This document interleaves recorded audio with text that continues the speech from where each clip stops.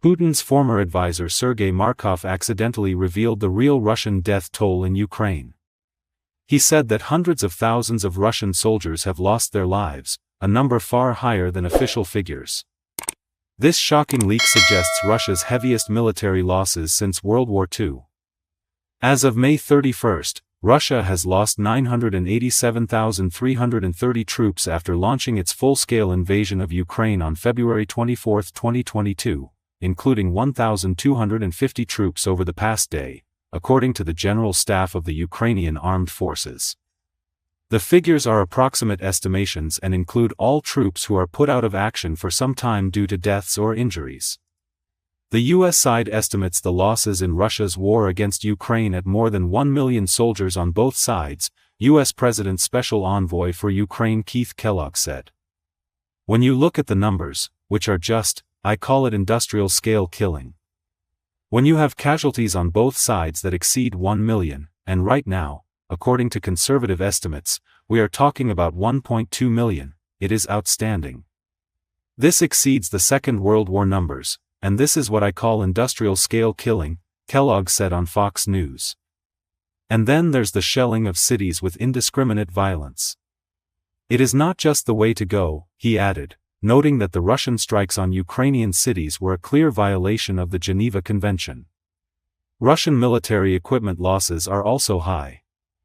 At the start of the full-scale invasion, Russia was estimated to have around 3,300 operational tanks, suggesting that all those that initially drove into Ukraine and then some, have been taken out over the course of 2.5 years.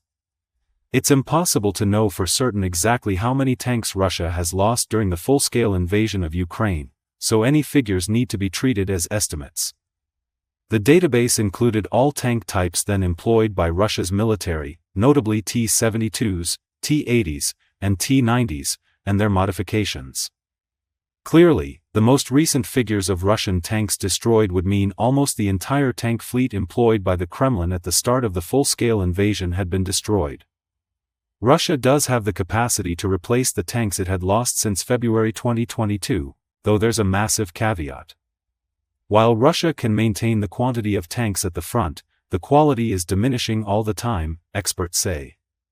Retired military officer and defense expert Viktor Kevliuk told that the figure of destroyed tanks means that the enemy has lost almost all of the modern tanks that it had at the beginning of the invasion. The capabilities of Russian industry to produce modern tanks are extremely limited, with 100 to 200 tanks per year, he adds.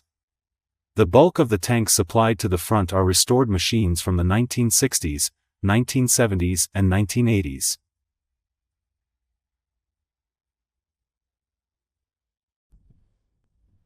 First, the Kremlin sends its citizens to an illegal war against Ukraine, and when the occupiers are captured, the Russian authorities prefer to simply forget about them.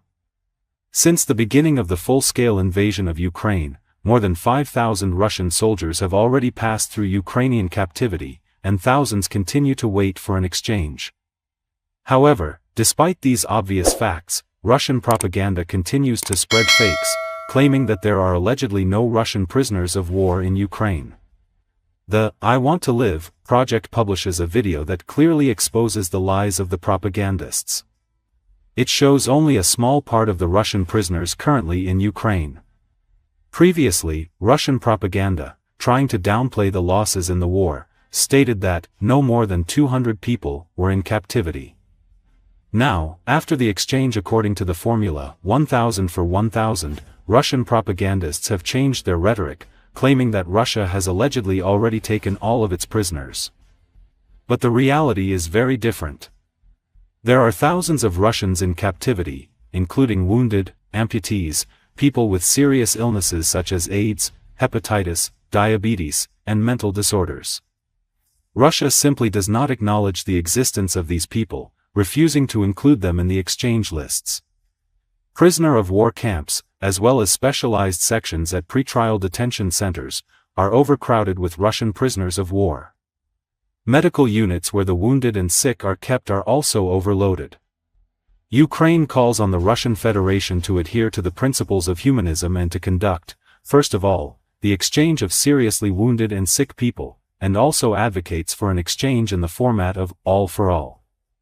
Earlier, media reported that Ukraine and Russia conducted an exchange in the 1,000 for 1,000 format, an agreement on which was reached during recent negotiations in Istanbul.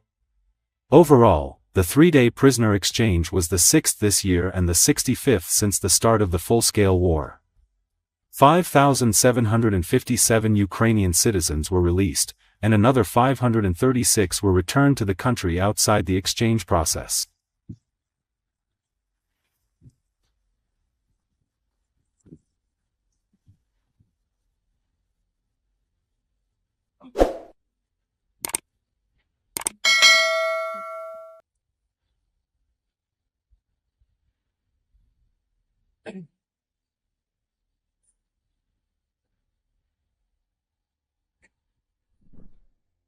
Russian Foreign Minister Sergei Lavrov suggested Tuesday that the decision for Ukraine to strike deep into Russia with Western weapons was made some time ago. According to Associated Press commenting on remarks made by the German Chancellor on long-range Ukrainian strikes into Russian territory, Lavrov said that such a decision must have been made long ago but kept secret. This statement by Mr. Merz only once again underlines the level of competence of the people who have now broken through to power in Europe, Lavrov told reporters in Moscow on Tuesday, during a news conference with Turkish Foreign Minister Hakan Fidan. On Monday, Friedrich Merz said Germany and other major allies are no longer imposing any range limits on weapons delivered to Ukraine. That was at least a change in rhetoric from the previous German administration under Olaf Scholz, but left open questions. Asked what his comments meant Tuesday, Merz replied that, as far as I know, and that is what I set out yesterday, the countries that imposed range restrictions have long since given up these conditions. So I described yesterday in Berlin something that has been the case for months, namely, that Ukraine has the right also to use the weapons that are delivered beyond its own borders against military targets on Russian territory, he added at a news conference in Turku, Finland. From my point of view, that is necessary. Only someone who is also put in a position to attack military bases on the territory of the aggressor can defend themselves.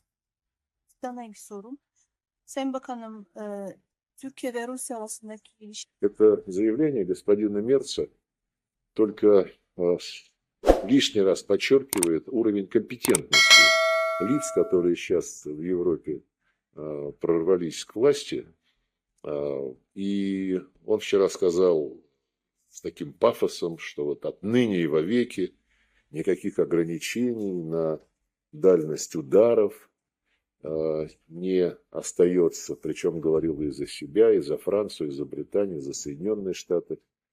Через несколько минут или там через час вице-канцлер этого господина Мерца сказал, что вообще ни о чем подобном речи не шло и не идет.